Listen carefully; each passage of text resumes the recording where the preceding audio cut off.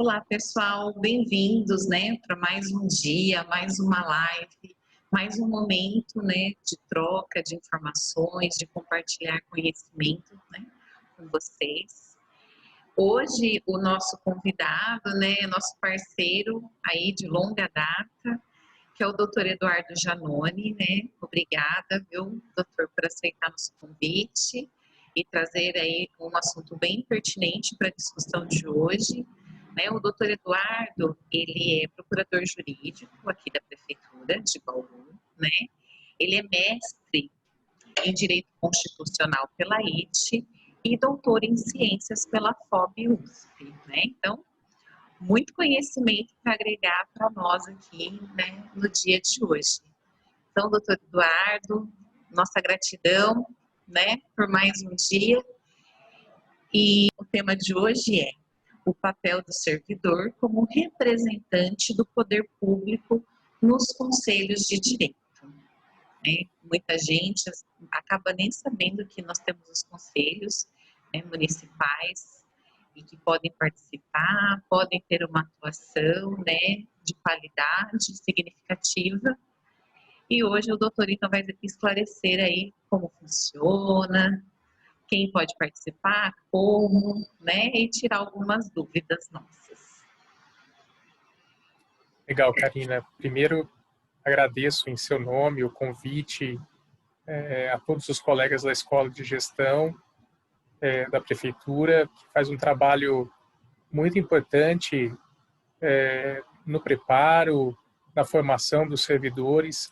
Então, assim, é um prazer meu poder estar colaborando com a escola e com esse pedido de vocês. De verdade, essa é o agradecimento, de fato, ele é todo meu. Tá? Karina, como você disse, a proposta da nossa discussão de hoje é justamente tentar identificar de maneira mais concreta, qual é o papel, do servidor quando ele é designado para poder representar o poder público em algum conselho de direito. Eu entendo que esse tema é muito importante porque muitas vezes eu já participei de conselhos de direitos, acho que em todas as formas de participação. Então, eu já fui representante do poder público em conselho de direito, eu já fui representante da sociedade civil, eu já funcionei como representante na qualidade de membro, sem nenhum cargo em nenhum conselho, como também já exerci a presidência, a coordenação em alguns mandatos, enfim. E é um tema tão importante, tão relevante, quando a gente tenta identificar o papel do servidor público na participação nesses conselhos, nesses colegiados, que eu entendi que seria importante debater um pouquinho sobre isso. Porque muitos de nós, muitas vezes, enquanto servidores, a gente não consegue entender muito bem o porquê, muitas vezes, da nossa escolha para representar o poder público num conselho de direitos. Muitas vezes a visão dessa participação ela é bastante, vamos dizer assim, reduzida ou desdenhada pelo próprio servidor, no sentido de muitas vezes, de maneira equivocada, entender que aquela participação, muitas vezes uma vez por mês, uma participação numa reunião de 2 horas, isso, para alguns servidores, e graças a Deus é a menor parte deles, isso é uma forma de atrasar o trabalho deles na própria repartição, é visto como algo que, enfim, vai prejudicar a agenda de trabalho dele nas funções ordinárias junto ao poder público, como também existem falas muitas vezes no sentido de entender aquele dia mensal reservado para a reunião do conselho como algo que, enfim, eu vou estar tendo uma folga do poder público, do meu serviço ordinário, para poder participar de uma reunião, onde eu vou, enfim, fazer qualquer coisa menos fazer o papel do servidor nessa reunião mensal. Então, é importante você entender qual é o papel, inclusive histórico, desses conselhos, para você poder entender a relevância da participação do servidor quando destacado para poder integrar esses colegiados. Tá? Para que todos possam entender, assim, um breve resumo, um resumo histórico, a criação dos conselhos de direitos, que também não tem só esse nome, né? Os conselhos de direitos são mais conhecidos com essa expressão, mas também alguns autores nominam os conselhos de direitos como conselhos de políticas públicas, tá? E essa definição é bastante importante porque toda essa noção de existência de conselho de direitos ou conselho de políticas públicas, ela acaba surgindo na nossa realidade brasileira logo e exatamente no período de redemocratização do nosso país, né? Ou seja, estamos falando aí em final de década dos anos 70 e toda a década dos anos 80. Ou seja, o Brasil ele ansiava por um processo de redemocratização, tá? E exatamente nesse momento foi que a gente conseguiu identificar uma gama imensa de mobilizações, né, e lutas de movimentos sociais, né, que reivindicavam o quê? Reivindicavam justamente a existência de mais diálogo entre o Estado e a sociedade, tá? De maneira que, de fato, se vivesse no âmbito dos conselhos uma pluralidade democrática de ideias e propostas, justamente para que a sociedade civil pudesse, em parceria com o poder público, decidir, e no sentido também até mesmo de debater quais seriam em políticas públicas que mereciam implantação e mereciam ter espaço dentro da realidade democrática do nosso país. Então, é importante a gente entender que a questão dos conselhos de políticas públicas tem muito a ver com esse período de redemocratização do país. E quando a gente vai verificar no cenário normativo qual o instrumento que hoje mais representa essa retomada do processo de democracia, a gente vai estar falando de fato da nossa Constituição Federal do ano de 1988, tá? Que além da previsão da instalação desses conselhos, essa Constituição ela foi responsável por garantir também uma série de outros direitos sociais e individuais, né? Onde a gente pode citar como exemplos o próprio papel do plebiscito, né? Da iniciativa popular, né? E também, exatamente, o tema de hoje, dos nossos conselhos de direitos.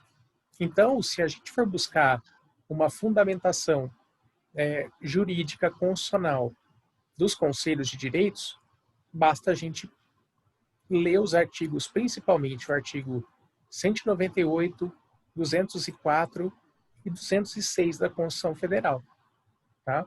Porque é exatamente neles, né, aonde a Constituição ela acaba discorrendo sobre a importância da participação da comunidade nas ações e serviços públicos de saúde, de assistência social, de educação, né? Mas de que maneira? Na maneira da instituição de um colegiado, né? Um colegiado que, um pouquinho mais para frente, a gente vai ver como ele é composto, tá? Então, nesse exercício de aproximação entre Estado e sociedade, os conselhos de direitos, como muitos outros direitos previstos na Constituição, né, eles são de suma importância, tá?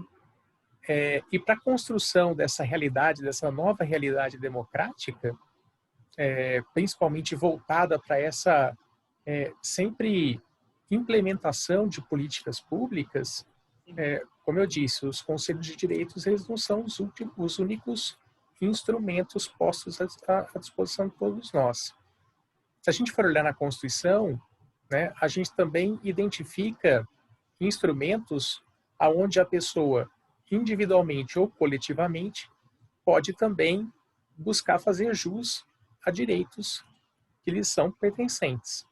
Exemplos, né? Se o servidor for olhar, né, na nossa legislação também municipal, quando também na federal, vai ver que toda pessoa tem direito, por exemplo, ao direito de petição, né? Ou seja, qualquer cidadão ele pode indagar do poder público, por intermédio de petição, aquilo que ele deseja eventualmente ter conhecimento, né? Outro exemplo, além do direito de petição, é também o direito de obter certidões, né?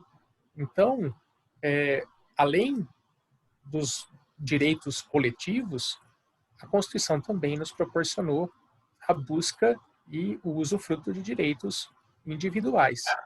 Aí, como eu disse, alguns outros, como o próprio direito ao voto, ao plebiscito, né, aos projetos de lei de iniciativa popular. Né, só para vocês terem uma ideia, né, a lei da ficha limpa, né, bastante hoje conhecida por todos nós, ela é um projeto que teve origem na iniciativa popular. Né? Então, são alguns dos principais indicativos, né, de que a nossa Constituição, nesse processo de redemocratização, buscou de fato dar voz, né, à sociedade civil. Tá? Então, existem uma gama de direitos constitucionais que são previstos, logicamente, no nosso texto de 88, que deixam isso bastante claro. Tá? E um deles, que é nossa matéria de estudo hoje, é justamente os conselhos de direitos, que, como eu já disse inicialmente, é justamente um dos instrumentos que busca aproximar a sociedade do poder público, do Estado. Tudo para quê? Para que eles possam falar a mesma língua, né? E buscar trabalhar em prol dos direitos e garantias fundamentais, políticas públicas, que aquela determinada localidade vai colocar em prática. Né? Então, para que a gente possa entender um conceito simples de conselhos de direitos, tá? Os conselhos de direitos, eles caracterizam-se como órgãos colegiados. Né? Aqui vem a primeira parte da definição. Ou seja, o conselho, ele é um órgão plural. Né? Ou seja, ele não é composto de uma pessoa só. Tá? E a colegialidade, que é uma das características do conselho, também traz uma noção muito importante. Né? As decisões que provêm desses conselhos não são decisões unilaterais ou unipessoais. Né? Ou seja, o conselho, quando ele adota um posicionamento, ele o faz pela vontade do colegiado, do grupo de pessoas que o compõem. Então, a primeira característica dos conselhos de direitos é eles funcionarem como órgãos colegiados. Outra característica que define os conselhos é que eles também são permanentes. Né? Ou seja, eles não são criados, e a gente vai ver que eles são criados por lei, eles não são criados para ter prazo de validade, vamos dizer assim. Né? Os conselhos, eles são órgãos permanentes, que desde a criação vão discutir a temática a eles relacionadas durante todo o curso do tempo. Né? Então, eles não são colegiados com data de validade, eles de fato são permanentes e o trabalho deles vai se protrair no tempo. Tá?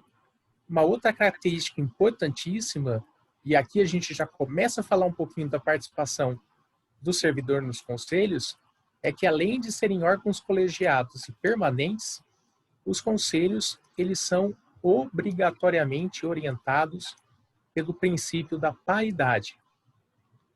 Mas, enfim, o que quer dizer isso? Né?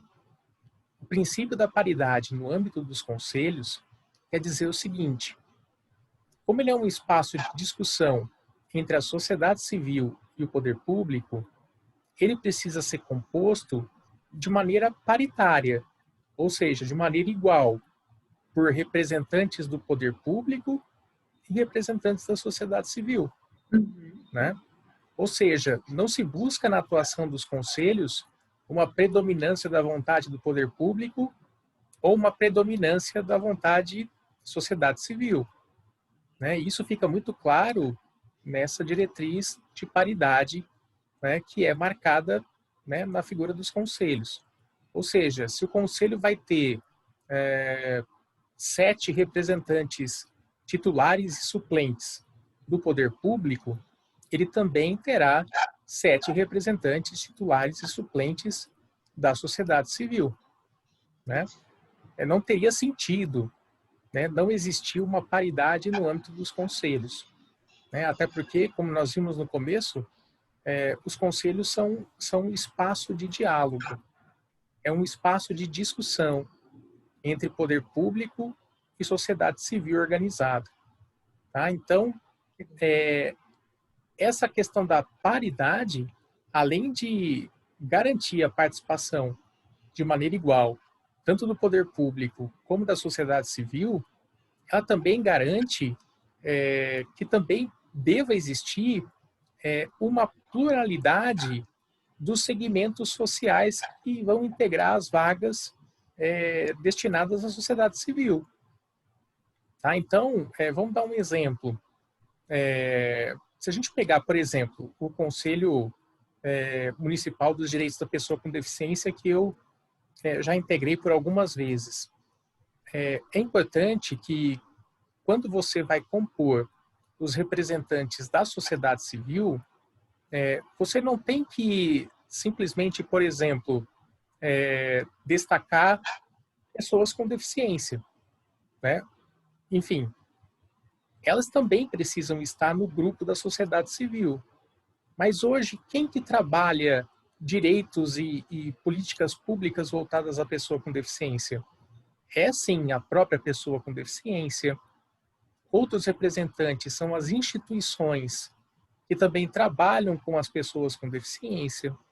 Ou seja, aqui no nosso caso, em Bauru, por exemplo, a APAI, a Sorri, a APS, enfim, a AFAPAB. Quem mais? Geralmente, os conselhos, eles disciplinam que, olha, é importante ter alguém também representante de algum órgão de classe, que trabalhe, que milite na área de defesa de direitos. Então, muitas vezes, o conselho também estatui que uma das vagas, por exemplo, vai ser ocupada por um representante da Ordem dos Advogados do Brasil ou de algum conselho de classe, tá? Enfim, tem conselhos que também reservam vaga, né, para aqueles segmentos, né, as associações de bairro, né? Enfim, é necessário que não haja só a participação da sociedade civil, mas que, além da participação dela, ela também esteja ali representada de maneira plural. Tá? Então, não é correto a gente simplesmente reservar, por exemplo, num conselho municipal do meio ambiente, a gente, na participação da sociedade civil, deixar de reservar assentos nesse conselho para instituições que trabalham com a matéria, tá? De alguma maneira. Então, é importante que a participação da sociedade civil não se limite à fixação de um número. É preciso que ela esteja representada ali de maneira plural entre os mais diversos segmentos, ou pelo menos os principais deles, que compõem a sociedade civil. Tá? Então, como a gente havia falado, ele é um colegiado, ele precisa ser permanente, ele tem que ser orientado pelo princípio da paridade, tá? Com participação de diversos segmentos sociais. E qual é a função dele? né? A função do Conselho de Direitos, ele tem por principal incumbência formular, supervisionar e avaliar as políticas públicas, seja na esfera federal, estadual ou municipal. Tá? Então, aqui é o objetivo principal dos conselhos. Então, os conselhos ele tem muitos deles, né, um papel deliberativo, né? Ele delibera sobre políticas públicas vinculadas à sua temática, né? Ele também precisa supervisionar como essas políticas públicas vêm sendo desenvolvidas, tá? E também eles precisam avaliar, né, como vem sendo regida a aplicação das políticas públicas relacionadas à temática daquele conselho. E uma outra colocação da definição é no sentido de que os conselhos eles não existem só no âmbito do município, né? A gente tem uma série de exemplos de conselhos que, por exemplo, existem no âmbito federal. Tá? Eu separei alguns exemplos aqui.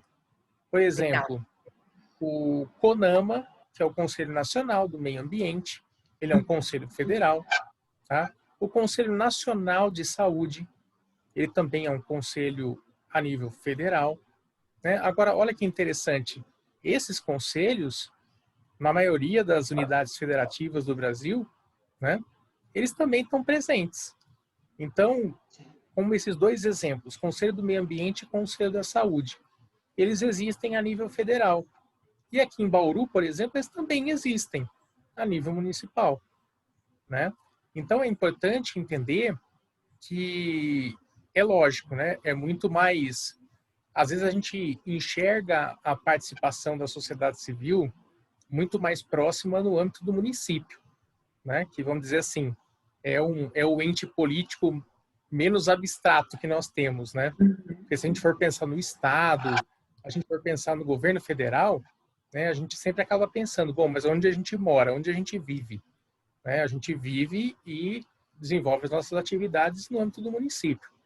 Só que é importante que todos saibam, né, que os conselhos de direitos, eles não existem só a nível federal, ou só a nível estadual, ou somente a nível municipal.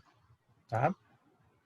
Bom, colocadas essas definições principais aí quanto à questão da definição de conselhos de direitos, né, e qual é a sua finalidade principal, né, a gente pode caminhar um pouquinho mais para uma parte um pouco mais prática, né, dos Sim. conselhos. Uhum. Tá? E aí vocês podem me perguntar,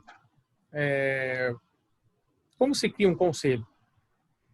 Né? Dá para criar por única e exclusiva vontade do chefe do executivo, do prefeito municipal? E quando eu falo isso, eu poderia traduzir essa pergunta: dá para criar por decreto? Decreto municipal? Vamos Sim. trabalhar com a realidade municipal, sempre entendendo que existe uma simetria entre aquilo que se disciplina nos conselhos a nível municipal, com algumas particularidades nos outros níveis de estados e de governo federal. Mas, na maioria dos casos, existe essa simetria. Como eu crio um conselho? Tá? Justamente pela necessidade da participação, né, de todos dos principais atores na questão dos conselhos, você não cria um conselho por um ato único do chefe do executivo, do prefeito. Tá? Essa criação do conselho pode até surgir por uma proposta do prefeito, né, uma proposta formalizada em projeto de lei, né, mas ela precisa passar, né, pela Casa Legislativa, né, que é lá que estão, vamos dizer assim, né, os representantes do povo. Né? Não que o prefeito não seja, mas o legislativo é conhecido assim. Então, é previsto e é estatuído que para você criar um conselho municipal de direitos, eles precisam ser criados por lei. Tá? Isso quer dizer o quê? Vai passar por todo o processo legislativo. Seja uma proposta, um projeto de lei do executivo ou do legislativo, tá? Vai passar por toda a tramitação usual de um projeto de lei, né? Vai ter que ser aprovado pela Câmara e depois, eventualmente, vai ter que ser sancionado ou vetado pelo prefeito municipal. Tá? Outra característica dos conselhos, além de ser criado por lei, eles têm que estar livres de qualquer condição de subordinação de caráter clientelístico, partidário e político. Tá? Isso é muito importante também, e aqui eu abro um parênteses para uma parte prática.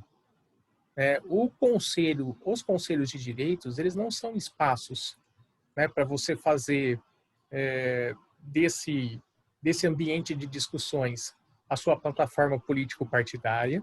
Né? Ele não é um espaço onde um outro exemplo hipotético, ele seja dominado por exemplo, pelo próprio poder executivo, né? No sentido de não permitir a discussão de ideias, né? A discussão de políticas, né? Para aquela localidade.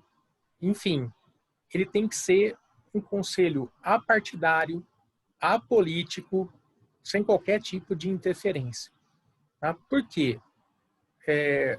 Muita gente não enxerga essa importância do Conselho de Direitos, né? Mas ele acaba de maneira indireta dando muita projeção para aquelas pessoas que ou dirigem ou componham. Tá? Então, por exemplo, nós estamos agora vivendo já um período eleitoral. Né? O que se recomenda, por exemplo, e também nós já passamos por isso, como eu disse, o conselho vai ser composto também uma parte por servidores públicos. Sim. Pode acontecer de algum servidor público ou mesmo um representante da sociedade civil, um exemplo hipotético, lançar sua candidatura para algum cargo político. Tá? O que se faz numa situação como essa, já que os conselhos têm que estar livres de qualquer subordinação de nível partidário, político, enfim, para que se evite o eventual uso político dos conselhos nesses períodos, recomenda-se que os seus integrantes que eventualmente estejam postulando a um cargo eletivo, que eles se licenciem dos conselhos. Né? Essa é a preocupação do legislador, fazer com que o espaço de debates do conselho seja eminentemente e exclusivamente voltado à discussão de políticas públicas. Tá? Então, essa é uma questão muito importante. Muitas vezes, muitos municípios levam a conhecimento de suas procuradorias jurídicas situações como essa. Às vezes, talvez, aqui no estado de São Paulo, a gente não consiga enxergar isso muito claramente. Mas imagine no interior do país, né, alguma pessoa que, algum membro por participar de um conselho, e pela projeção que essa participação acaba acarretando, a pessoa se lança, né, aí a candidatura para algum cargo eletivo, né, e eventualmente utilize essa participação dele no conselho para poder obter uma vantagem indireta no pleito eleitoral.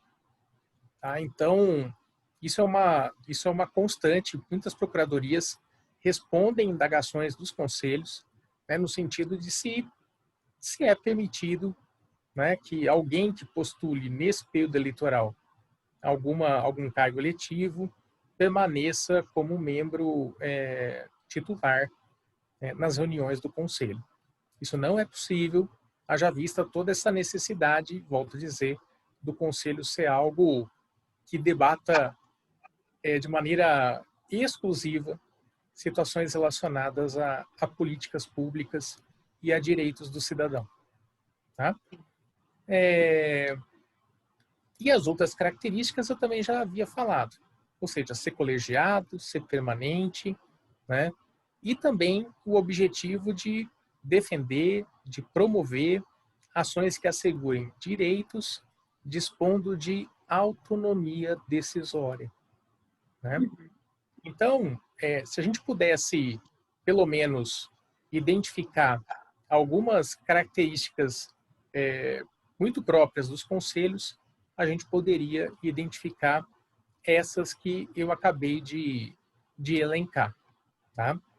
Sim. Também, eu acho que é bastante importante, algo que eu já mencionei aqui, né?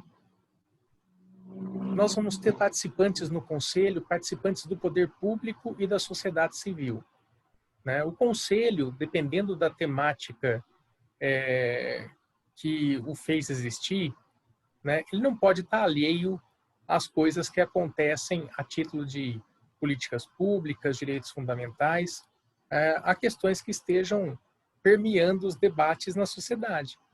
Ou seja, o conselho ele não pode simplesmente ignorar as principais discussões que se esteja discutindo numa dada comunidade.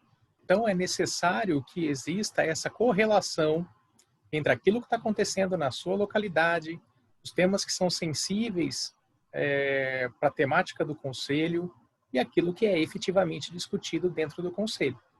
Tá? Então, é importantíssimo que exista isso.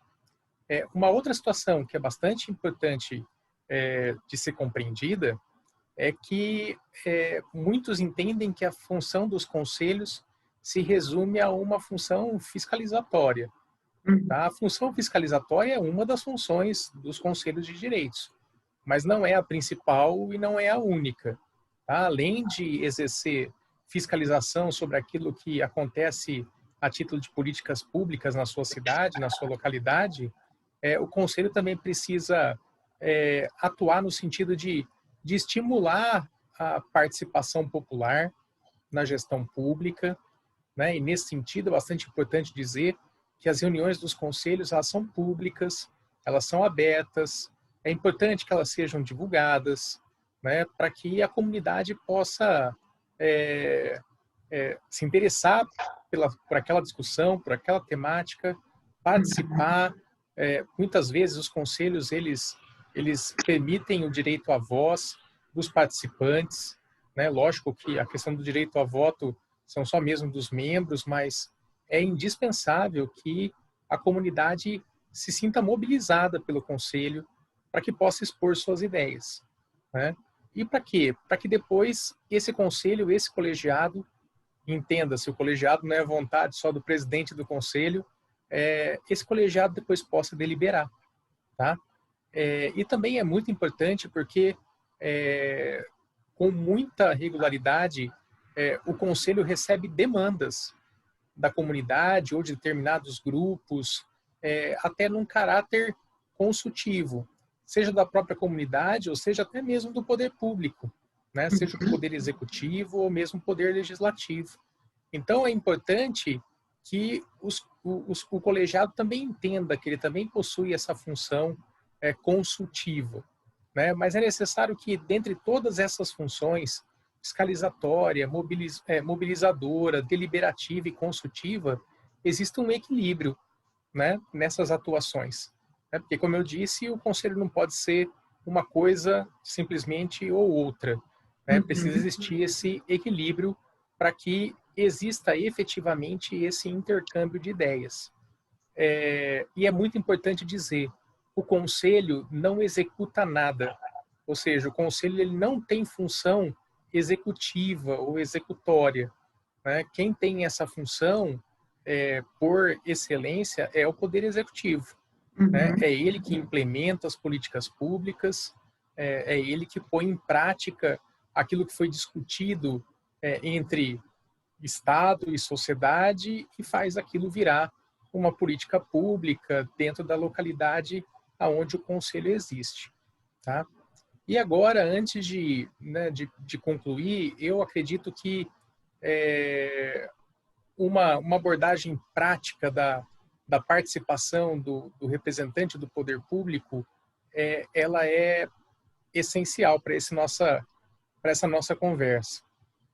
Eu vou compartilhar a minha experiência, talvez não que seja uma experiência única, né, ou um modelo único para se atuar enquanto representante do poder público, mas independente da forma que se faça, talvez o espírito dessa ideia precise existir para nós que somos servidores e que eventualmente possamos ser destacados para poder representar o município, o poder público, em um determinado conselho.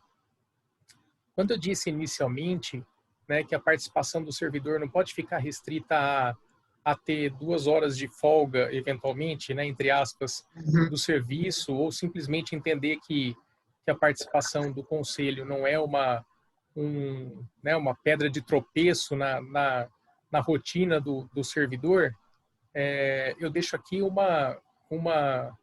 né, vamos dizer assim, uma rotina que eu costumava fazer enquanto e essa é a minha experiência mais recente, enquanto eu era representante do poder público no COMUD, né, que é o Conselho das Pessoas com Deficiência aqui de Bauru, o Conselho Municipal, enquanto eu era representante da Endurb, que foi o meu último vínculo funcional antes de assumir o cargo na Procuradoria. Eu, enquanto servidor, né, eu acabei criando um processo administrativo dentro da minha Procuradoria, né? Isso já com a minha nomeação e com todos os e-mails de convocação que eu recebia das reuniões ordinárias e extraordinárias do Conselho. Tá?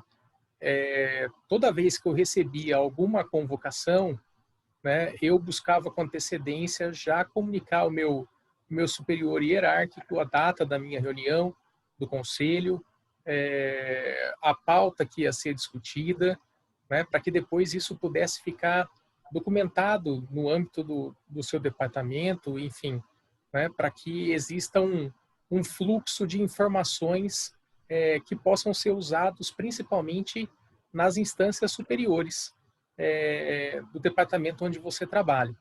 Né? Então, previamente conhecedor das datas das reuniões, eu comunicava meus superiores hierárquicos, tanto da data da reunião, do horário, quanto da própria temática. Né? Isso cursava os setores hierarquicamente superiores, porque essa é a oportunidade de você poder extrair aquilo que eventualmente o poder público queira transmitir no âmbito dessas reuniões do conselho. Tá?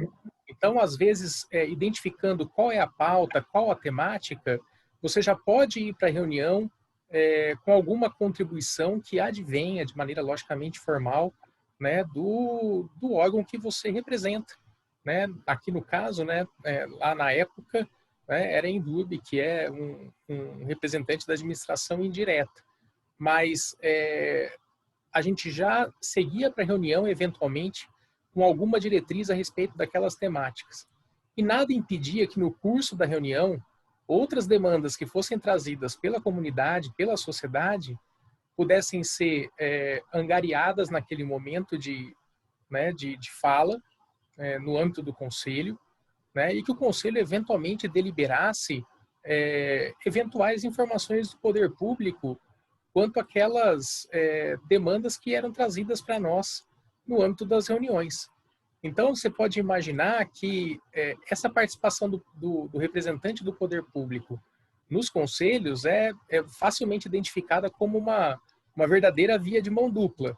Né? Ou seja, você leva subsídios do poder público para as reuniões temáticas e você, na quase totalidade das vezes, você volta com os subsídios das reuniões temáticas discutidas e apresentadas muitas vezes pelos representantes da sociedade civil ou mesmo os interessados que participaram da reunião, para que você, eventualmente, na próxima reunião, traga respostas ou traga encaminhamentos de como o poder público vê aquela situação e como ele pensa em trabalhar aquela demanda. Tá? Então, é importantíssimo, eu acho que essa é a principal função do representante do poder público no âmbito dos conselhos. é entender que ele é peça fundamental para que exista o trânsito entre aquilo que o Estado pensa e aquilo que a sociedade civil organizada deseja, né? Então, se o servidor ele não sai imbuído, né, dessa participação, que eu reputo uma das mais valiosas e que de fato engrandece o servidor, porque ele está fazendo o papel de ponte entre aquilo que o poder público vem discutindo na seara das suas diretorias, das suas secretarias, e aquilo que é efetivamente o material mais bruto que existe dos anseios da comunidade, né?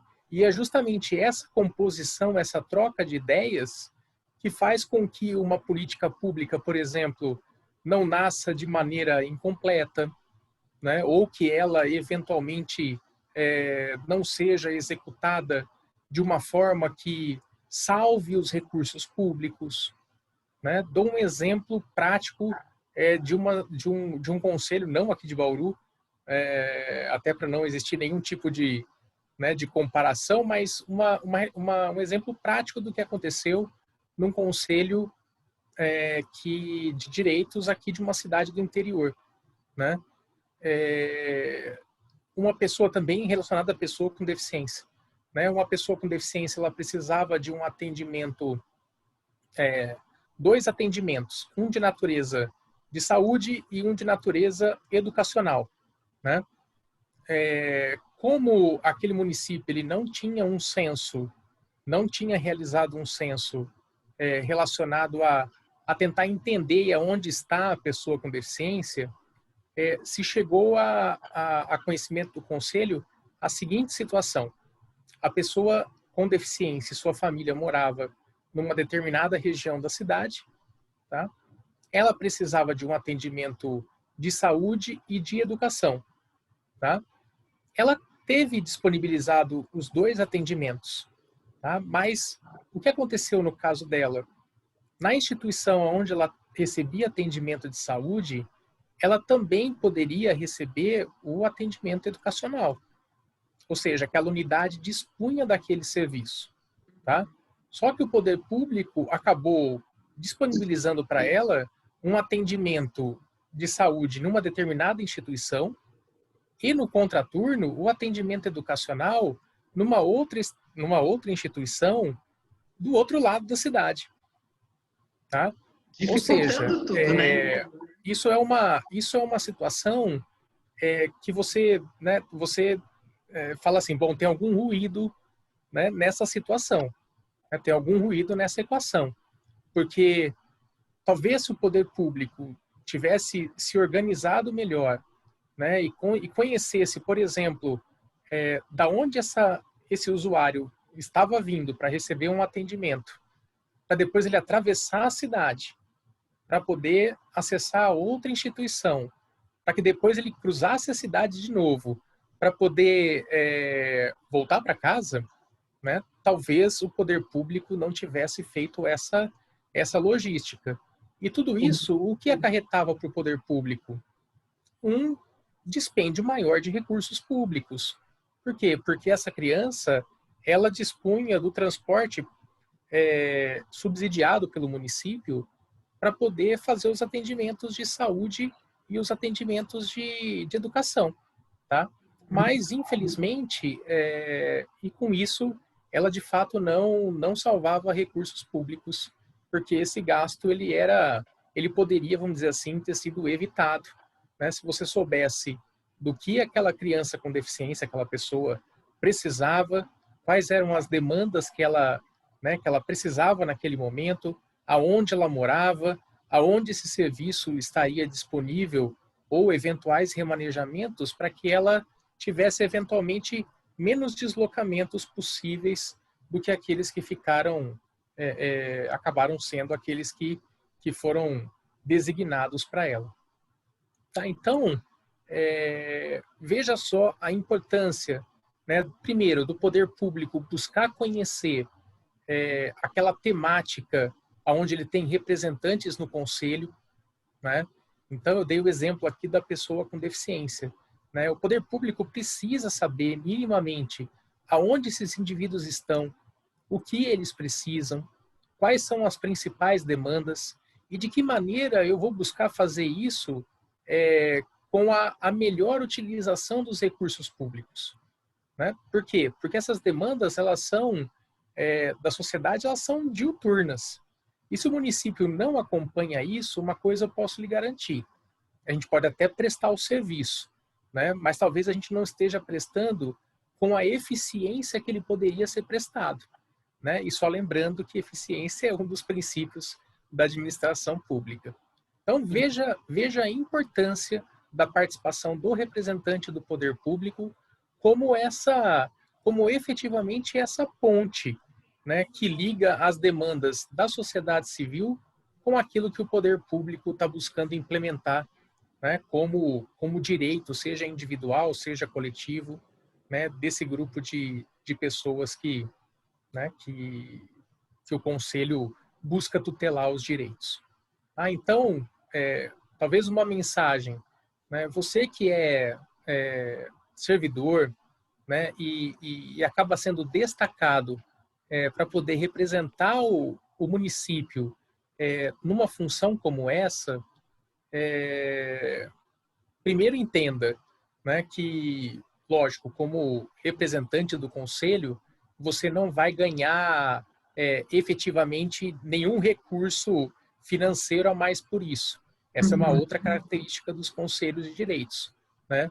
Mas isso é tido, né, como uma participação relevante para o servidor, né? Isso muitas vezes acaba indo para a pasta funcional do servidor, né? E isso conta muitas vezes como título também, tá? E sem contar, talvez, a principal retribuição de tudo isso, que é efetivamente ser essa ponte, né, de diálogo entre o poder público e a comunidade, para que a sua cidade, a sua localidade, seja pensada da melhor forma possível, né, para se preservar direitos e também para se efetivar garantias, né, que são obrigações do poder público ofertar, né, e são direito da sociedade poder usufruir. Tá? Então fica aqui o meu apelo, né, para que as pessoas que realmente em destacadas para essa função, que possam desempenhá-la com o maior zelo possível, documentando todas as atividades realizadas no âmbito das reuniões, no âmbito das conferências. Existia, assim, uma infinidade de coisas para falar, mas, assim, o representante do conselho não participa só de reunião, ele participa de conferência. Geralmente, aquele conselho de direitos, ele geralmente, quase sempre, ele tem uma semana destacada no seu município para tratar daquela temática de maneira mais presente, mais intensa. Ou seja, foi destacado para essa função, exerça com o maior zelo possível, né? Porque você até pode não estar, você até não pode enxergar, talvez, um benefício visível, né? Enfim, né? Para o seu currículo, enfim. Mas a importância desse trabalho para o bom funcionamento, né, da localidade, a título de políticas públicas, é essencial. Muito importante, né? Aquela questão é o valor que tem, que vai além do valor financeiro, né? São coisas que você agrega, pode contribuir para a sua sociedade, para o seu município, coisas que você também vai aprender e levar, né? Que realmente, se as pessoas pensarem só no financeiro para participar ou não, perdem a oportunidade de poder fazer a diferença, né? Que é o que a gente Exato. tanto tem falado nos dias de hoje, né? As pessoas reclamam muito, mas pouco também se esforçam para ser mais atuante e contribuir mais com a nossa sociedade. Karina, hoje a gente sociedade, né, ou enquanto poder público, quando eu não estou investido das minhas funções, hoje, né, não existe espaço mais no âmbito democrático para tomada de decisões unilaterais. Ou também você simplesmente se esquivar de participar e de integrar esse processo decisório. Hoje não existe mais espaço para esse tipo de omissão.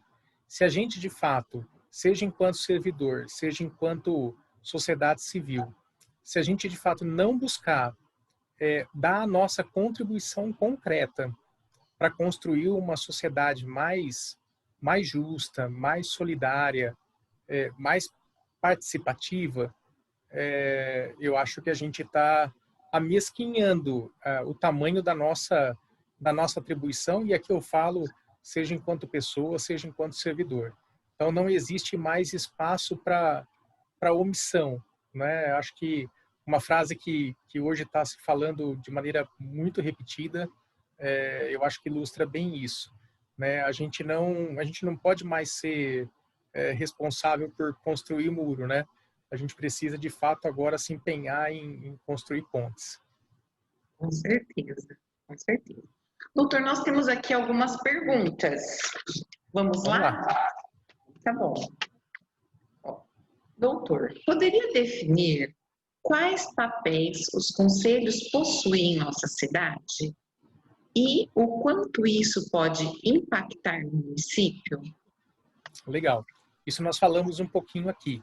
Né? O conselho, como um órgão colegiado, a gente percebeu que ele, se a gente pudesse enumerar, pelo menos ele tem 4 funções primordiais.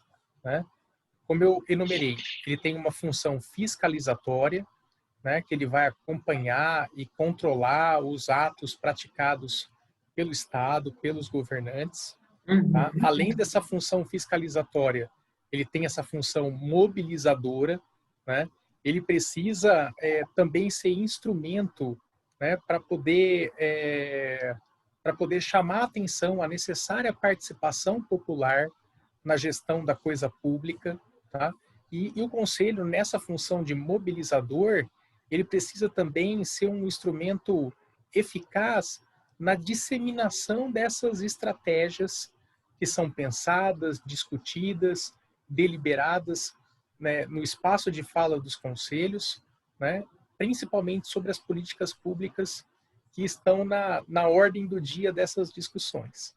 Tá? Então, além de fiscalizar, além de mobilizar, outra função primordial é que esse conselho ele delibera, né? Ou seja, ele toma decisões e, volto a dizer, por ser um colegiado, essas decisões elas não são unipessoais.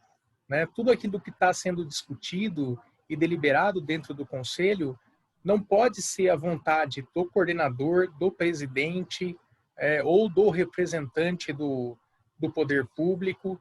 Tudo aquilo que deliberado no conselho, ele é o posicionamento do colegiado, ele é o posicionamento do conselho. Tá? Então, tudo aquilo que é deliberado não é aquilo que o Eduardo pensa ou aquilo que o José pensa.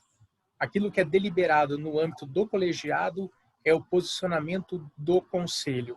E aí eu faço também uma colocação muito importante, né?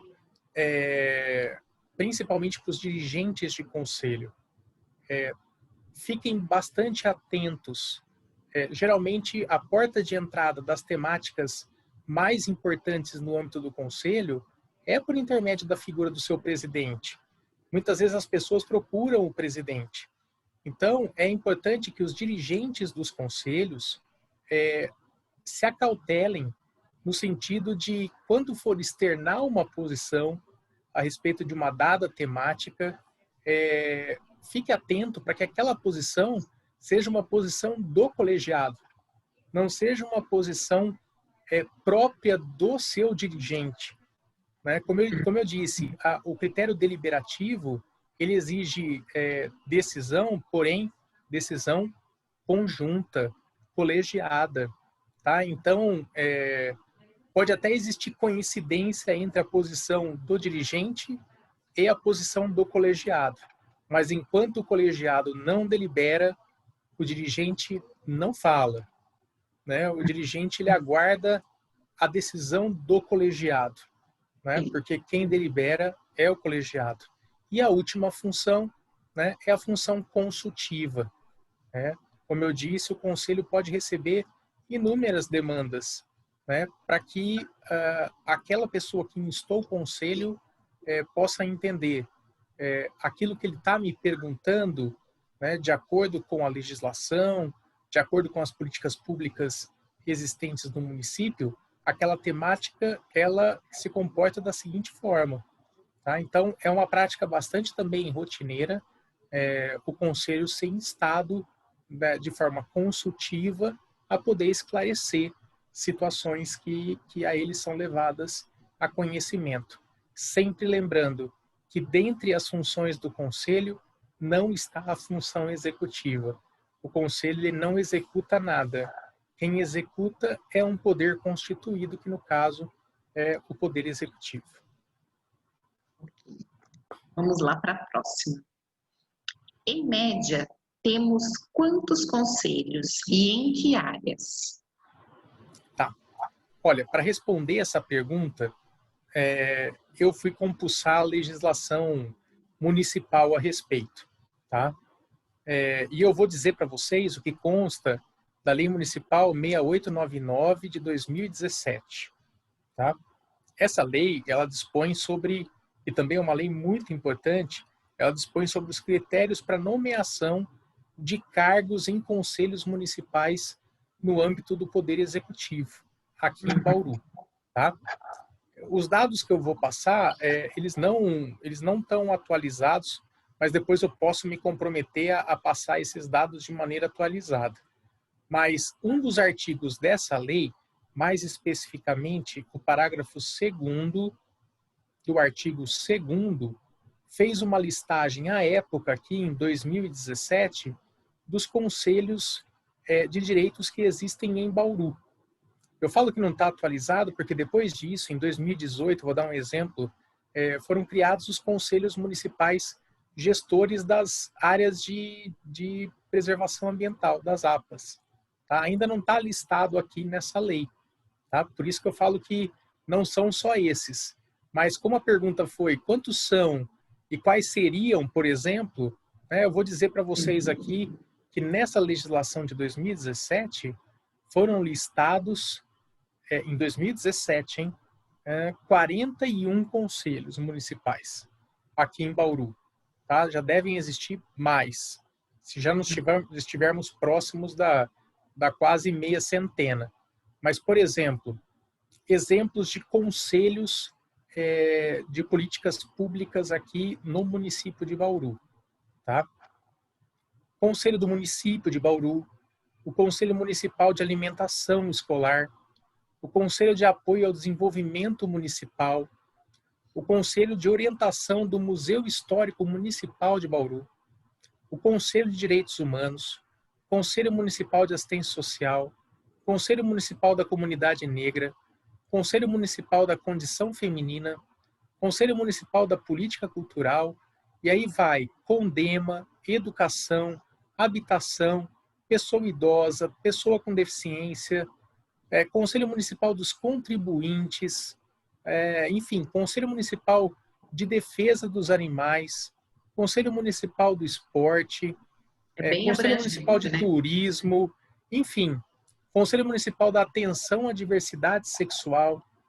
Ou seja, eu fico imaginando que talvez seja, eu acho que é bastante difícil, né? Todos nós, cidadãos, né? De alguma maneira, não sermos capazes de colaborar com a discussão de alguma dessas temáticas, né? Afinal, essas temáticas, elas são as que mais permeiam as demandas que compõem a nossa realidade, seja a nível municipal, estadual ou federal, né? Então, é importantíssimo que nós, enquanto cidadãos, a gente se interesse pelo trabalho dos conselhos, veja a área que você tem mais afinidade e colabore com as discussões, né? Como eu costumo dizer, ser cidadão não é, né, de 4 em 4 anos simplesmente exercer o seu direito ao voto, né? A cidadania você constrói dia a dia, no sentido de colaborar com essas discussões que são de fundamental importância para, né, para a comunidade, seja ela a que nível for, né? Muito bom mesmo. A próxima pergunta, então: qualquer cidadão pode compor um dos conselhos? Se sim, como fazer? Muito bem. Então, foi até oportuna a abertura dessa lei, né? Porque assim fica bastante claro, né? Pelo menos a nível de representantes, né? De conselhos municipais, no âmbito do poder executivo, tá? Algumas situações aonde não é possível que uma determinada pessoa seja membro de um determinado conselho, né, municipal, seja ele estadual, mas aqui pelo menos são as regras para o município de Bauru, tá? Por exemplo, se a gente for olhar o artigo 2º, diz o seguinte, que fica vedada a nomeação para cargos em conselhos municipais, no âmbito dos órgãos do Poder Executivo, de pessoas inseridas nas seguintes hipóteses, né? Por exemplo, aquelas que tenham contra a sua pessoa representação julgada procedente pela Justiça Eleitoral, em decisão transitada em julgado, em processo de apuração de abuso de poder econômico ou político, né? Desde a condenação até o transcurso do prazo de 8 anos. Tá? Então, por exemplo, aqui é um exemplo que você teve pendência de cunho eleitoral, né, e até mesmo, talvez até de cunho criminal, né, no sentido de abuso do poder econômico ou abuso do poder político. Tá? Um outro exemplo, aquelas pessoas que tenham decisão transitada em julgado de condenação, né, elas não podem, de condenação judicial, elas não podem participar de conselhos municipais durante o período de 8 anos, pela prática, por exemplo, de alguns crimes dolosos. Alguns exemplos: crime contra a economia popular, a fé pública, a administração pública, ao patrimônio público ou privado, ao sistema financeiro, crime doloso contra o meio ambiente ou a saúde pública, crime hediondo, crime contra a dignidade pessoal, enfim. Se a gente pudesse pensar numa, né, numa diretriz para poder consolidar todas essas noções, a gente pensaria assim: é preciso que o representante seja do poder público, seja da comunidade, da sociedade civil organizada, é que ele tenha buscado na sua vida ter uma conduta correta, uma conduta proba, no sentido de não ter cometido ou de já ter passado o período da prática de determinados crimes que são de gravidade importante para, né, para a sociedade, né? Enfim, existem uma série de previsões legais que geralmente são norteadas pelo cometimento de algum ilícito, né? Para impedir, como impeditivo, que alguma pessoa venha a assumir um assento como membro de um conselho, de um determinado conselho de direitos.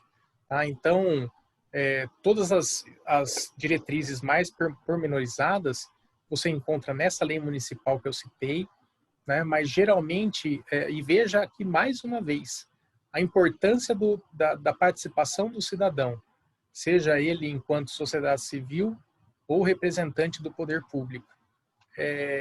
Ele precisa ter, vamos dizer assim, né, o seu passado limpo, né? Ou seja, tudo por quê? Porque se entende que esse trabalho dos conselhos é da mais alta relevância para a comunidade. Tá? Então, para que todos, né, fiquem atentos, para que possam velar para que os conselhos eles de fato obedeçam todas essas diretrizes que enfim, não tem como não serem seguidas porque são diretrizes legais e de cumprimento e de obediência obrigatória. Bacana. E a nossa última pergunta, então, é: que órgão ou entidade é responsável por acompanhar e fiscalizar esses conselhos? Então, existe algum órgão que é responsável por isso, doutor?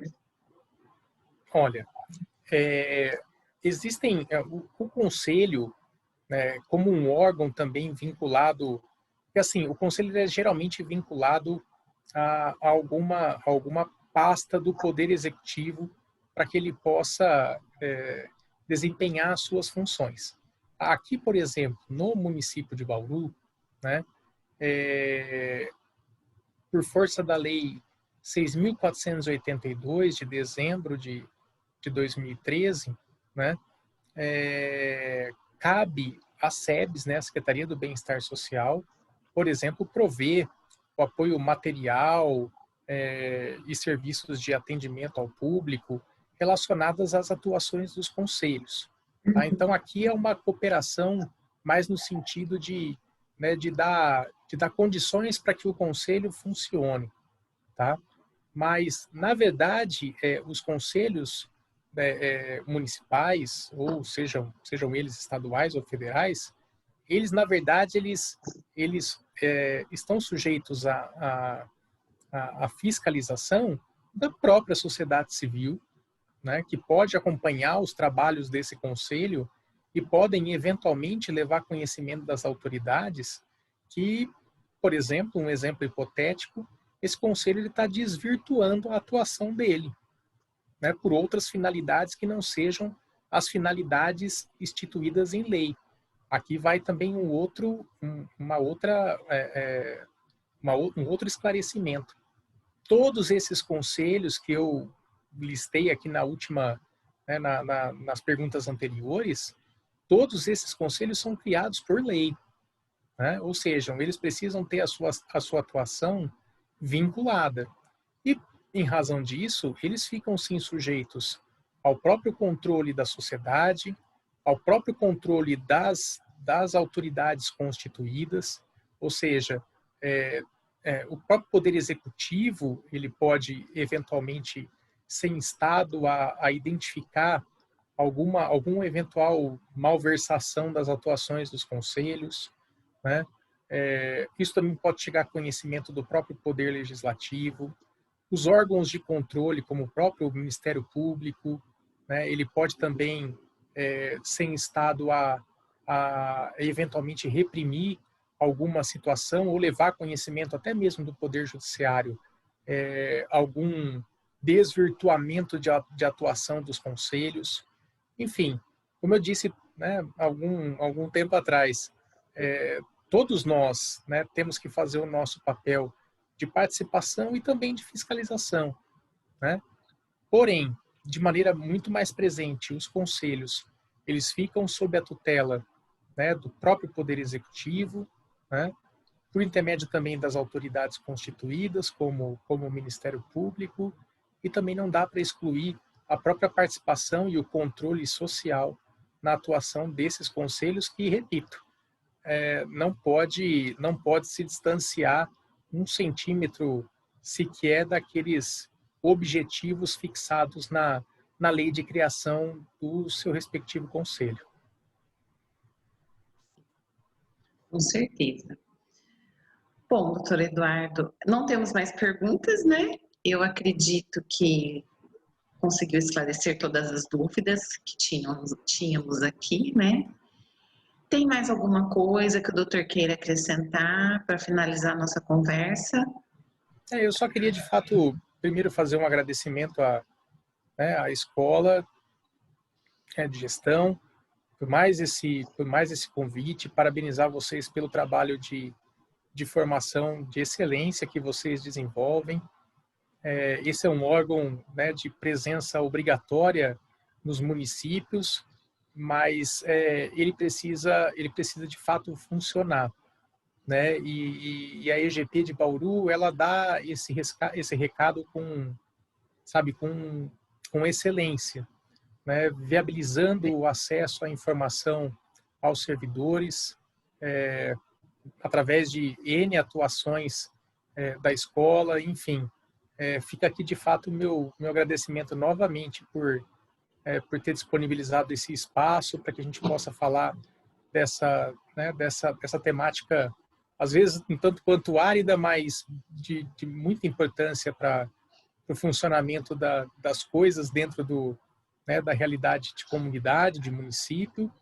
E fica aqui, de fato, o meu reforço, né, no sentido de que, se eventualmente algum servidor já ouviu falar daqueles estereótipos, né, que a gente falou no começo, ou mesmo entendia, ouvia os conselhos de uma maneira menor, que essas pessoas possam, de fato, compreender a estatura da responsabilidade que os servidores possuem, uma vez designados para compor os conselhos de direitos, né?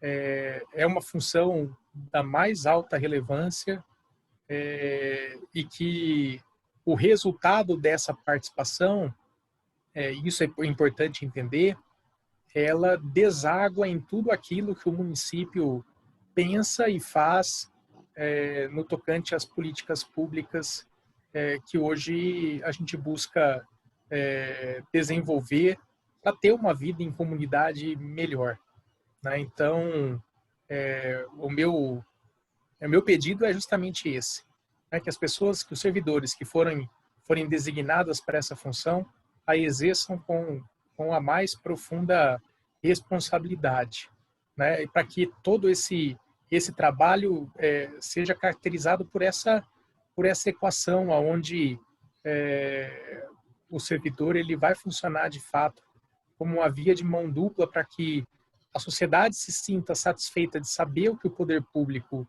está fazendo ou está idealizando fazer, e que essas políticas, elas de fato encontrem respaldo, repercussão naquilo que a comunidade, as comunidades mais anseiam e mais precisam. Sim, né? Trabalhar com responsabilidade aí, né? E se dedicar, hein? Infelizmente, como você disse, há alguns estereótipos, né? Algumas coisas são vistas muitas vezes de forma deturpada, né? Mas é importante mesmo o servidor conhecer e entender esses papéis, né? E quando tiver oportunidade, participar com afinco mesmo nesses conceitos, né? Doutora, eu quero agradecer a todas as coisas que você falou da escola, sobre a nossa atuação. Obrigada pelo reconhecimento, obrigada por ter aceito o nosso convite novamente. Esperamos que ainda, né, haja muita troca, muitas participações, né, presencialmente ou virtualmente. Acho que o importante é nós caminharmos, né, e trazer discussões relevantes aqui para os nossos servidores. Tá bom? Muito obrigada, né? E até uma próxima oportunidade, então. Um abraço. Tchau, tchau. Tchau, tchau.